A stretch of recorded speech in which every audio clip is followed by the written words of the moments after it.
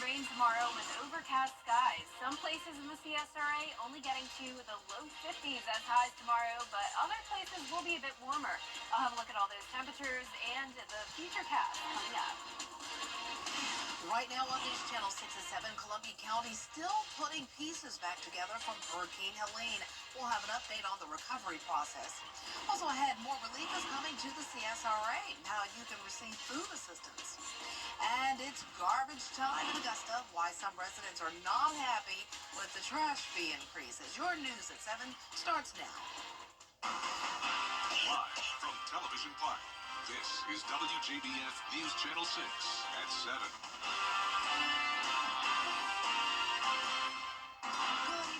You're watching News Channel 6 at 7. I'm Dee Griffin. Thanks so much for joining us.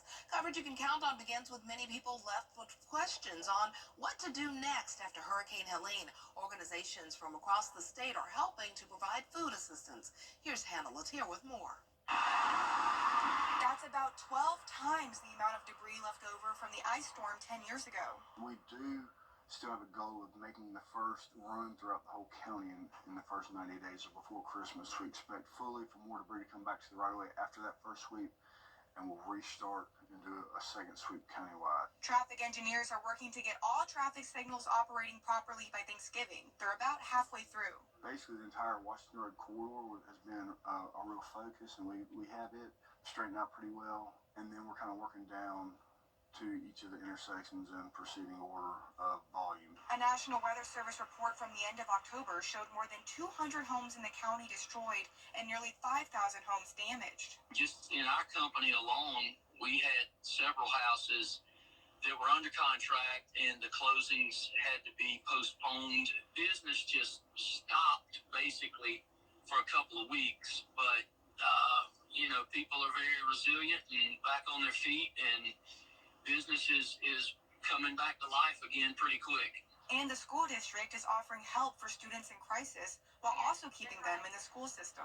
If a student was impacted negatively, maybe they were displaced as a result of the storm, we encourage their families to reach out to the school administration, and we have all kinds of resources and things in place to help them out. Casado tells us that every facility in the school district sustains some type of damage, and it's working with insurance companies to get them repaired in a timely manner. Denmark, South Carolina is getting big money to fix water quality issues. Bamberg County is getting $600,000 through a program under the Biden administration's bipartisan infrastructure bill. It will fix low water pressure and poor water quality, improve drinking water, fire protection, and emergency services. Denmark recently just missed out on a major industry because of water issues. We want to get that taken care of. I think once it's refurbished and put back online, it will help the citizens on this side of the county, and as well it'll be available for the other side of the county in the event that it's needed. The project should be completed in 60 days. Well, time now for a first look at our weather, and Chief Meteorologist Jenna Petracci joins us now. And Jenna, not a bad day, but it looks like we need to really bundle up tomorrow. Yeah, it's getting chillier, and it's also going to be pretty wet tomorrow. So not only do you need a coat when you're headed out the door with these chilly temperatures, but you're also going to want the rain gear, especially tomorrow morning. That's when we're going to see the most widespread rain. But right now it is dry as we take a look at our Terry Lambert Hyundai Skyview Cam into Emmanuel County. A little bit breezy, but not too bad. Overall, a quiet night, just mostly cloudy. This morning, we did fall down into the upper 40s, but even that's still well above our average low of 43 degrees. Our high today was 66. Now, yesterday, we had a high of 76 in Augusta, so we are 10 degrees cooler. 8 degrees cooler at the moment, though, in Augusta. 5 degrees cooler in Aiken. Everyone in the CSRA, at least a little bit cooler than it was yesterday, and that means our temperatures are in the low to upper 50s. 56 in Evans, 57 in Allendale. Aiken, you're only at 53 degrees. 57 in Swainsboro. 56 now in Gibson. Saluda sitting at 54.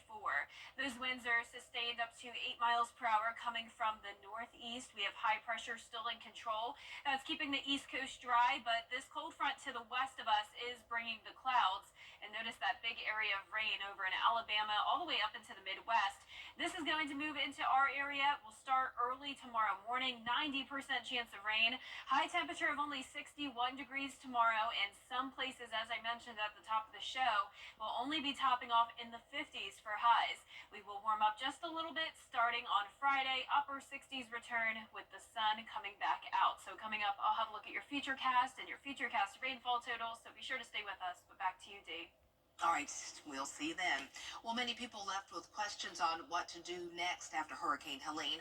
Organizations from across the state are helping to provide food assistance. Friday is the last day for the Disaster Supplemental Nutrition Assistance Program, or DSNAP, in Augusta.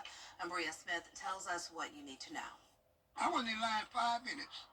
And mine's on my card already, just a truly blessing. The assistance is a one-time payment to low to moderate income households impacted by the hurricane. I actually saw people that really needed help really bad, and they came. As the storm subsided, and people actually helped each other to get back started from where they, so much was messed up. You're expected to meet the financial eligibility requirements, have suffered disaster-related loss to property or income, and more. It's pretty easy. You come in and you tell them where you're going to register, or if you're already registered, and they help you fill it out if you need help filling it out, and then they put you in line. So it's kind of quick, simple. Everyone was nice and pleasant. Those who have already come out say they're grateful. And I took 5 minutes to walk to. It really didn't take 5 minutes, a couple seconds.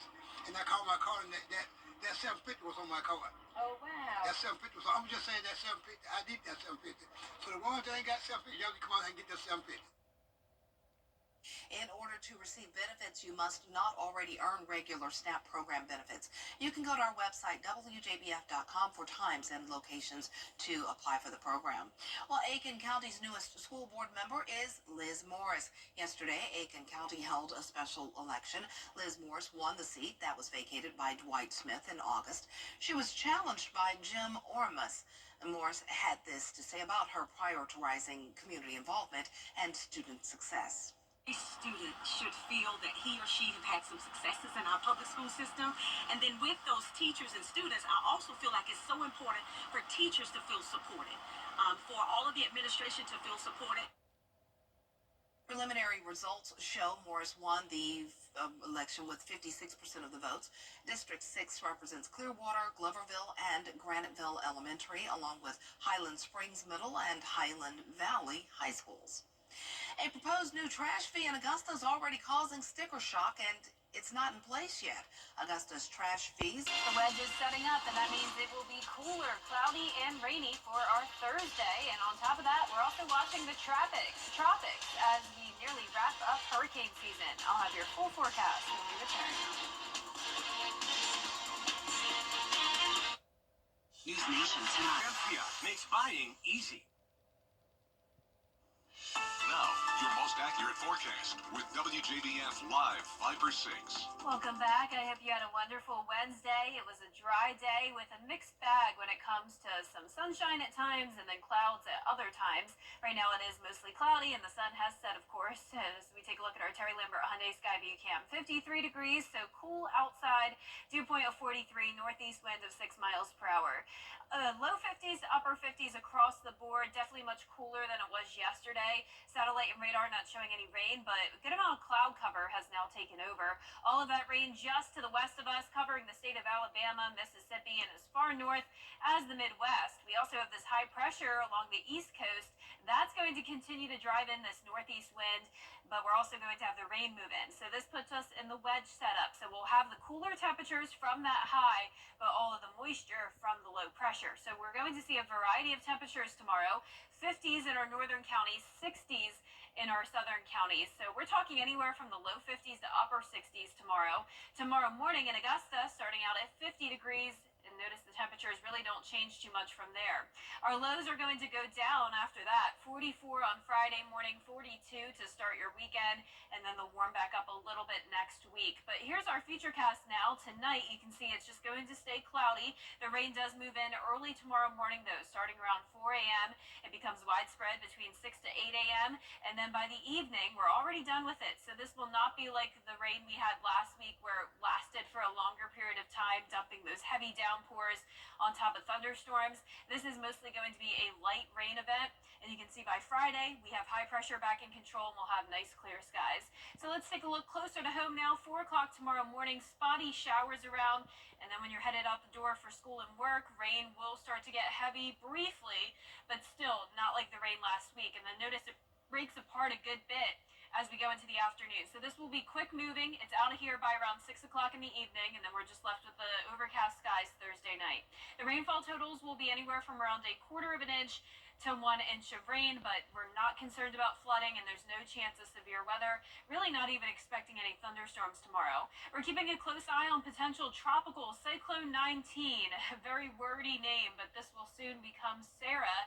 And tropical or hurricane season still goes on until the end of November, so still something to take seriously here, especially down in Mexico and the islands.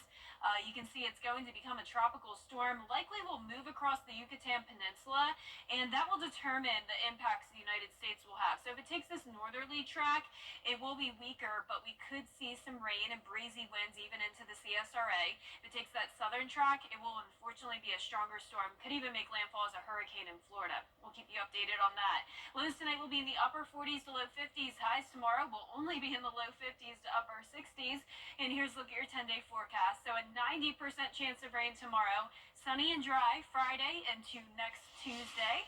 Then some slight rain chances by the middle of next week with another big cool down. All right, thanks so much. Well, our community continues to honor our veterans even after Veterans Day.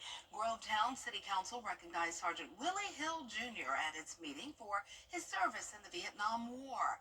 Mr. Hill served in the Air Force for 6 years in Arkansas, where he earned the National Defense Service Medal and the Air Force Good Conduct Medal. He says he might not wear his uniform every day, but the love for his country is a badge he will never stop wearing. I don't really wear a whole lot of Air Force, insignia stuff.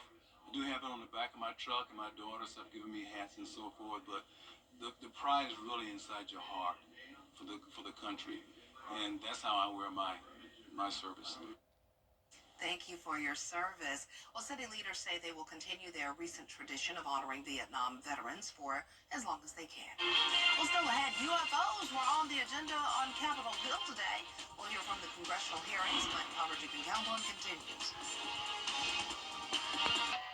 If you've been injured, we take immediate action to get you the help you need.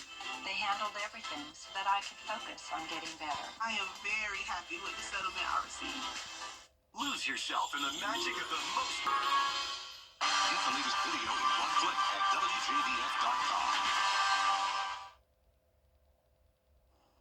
We're looking at some odd jobs. They're actual occupations that are a bit out of the ordinary. One of those includes the title of odor judge. Hygiene companies like Procter & Gamble hire odor judges to test soaps, shampoos, deodorants, antiperspirants, mouthwashes, sprays, and body washes. The primary job of an odor judge is to sniff and see how effective these products are on the human body.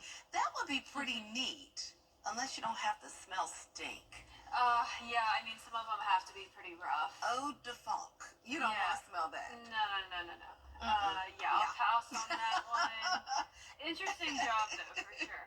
Our 10-day forecast showing a high chance of rain tomorrow, so it will be a cooler, rainy, and cloudy day, but back to sunshine Friday and over the weekend. We'll start to warm up a little bit. Warm start to next week with some slight rain chances. Definitely looking forward to that weekend. All right, yes. Thanks so much, and thank you for joining us. We're always with you at WJBF.com.